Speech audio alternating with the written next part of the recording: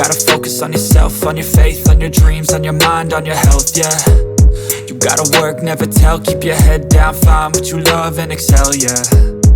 Push and pull. When you hear the word save, what is the first thing that comes to mind? Is it putting away something for further use? Am I right? Okay, if I may, or if we may, just imagine for a second you're building your financial future. And your financial future would start off as a structure, just as how a building, before it can become a skyscraper, it has to have a steady foundation. So imagine you only get three main material to build that financial future, and those are save, buy, or invest. So my question is, which one of the three would you start your foundation with? Let me just give you the time to think and ponder on it a little bit. I would pick save. And why?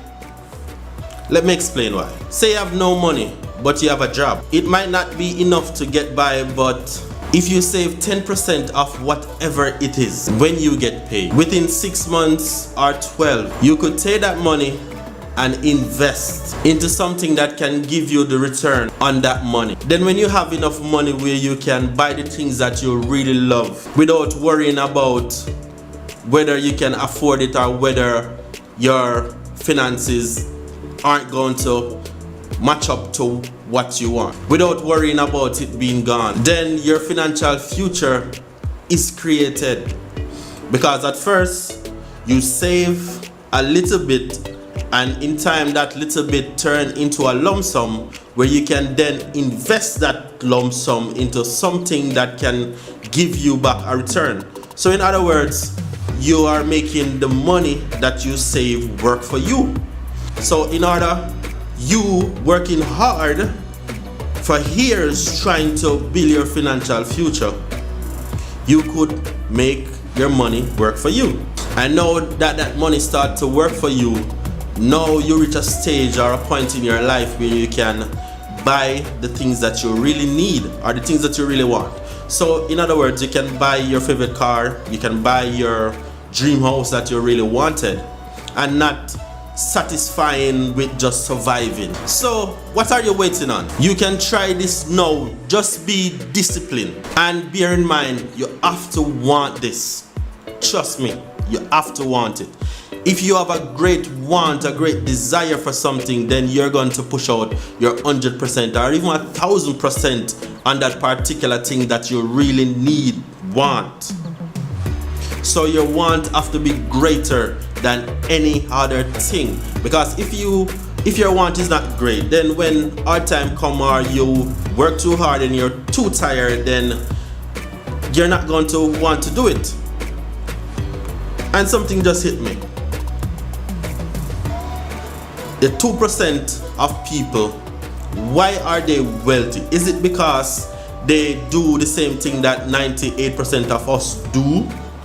Or is it that they do something different than what other people are doing currently? So in order for you to gain success, you have to think outside of the box. You have to do things differently than how normal people would normally go by doing. So if normal people work for 8 hours, then come home, cook, eat, watch TV, and then go to sleep, you have to program your mind to think differently. So you probably have a work, so you work, come in, cook dinner, but in the time where you're supposed to be sleeping, in that period of time when everybody is sleeping, you are out there grinding. You're up late at night writing your $1 million script, writing your $1 million idea, and executing those ideas into reality. And eventually you're going to succeed. When everybody seems to be failing, when everybody seems to be saying that this doesn't work or this is hard, you're going to be the one that will stand tall. You're going to be the one that is always smiling because your hard work has paid off. At first, you might not see the return, but eventually you're going to see it. And again, remember too, nothing is given freely.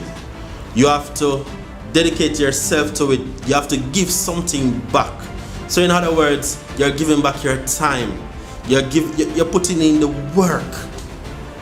You're grinding.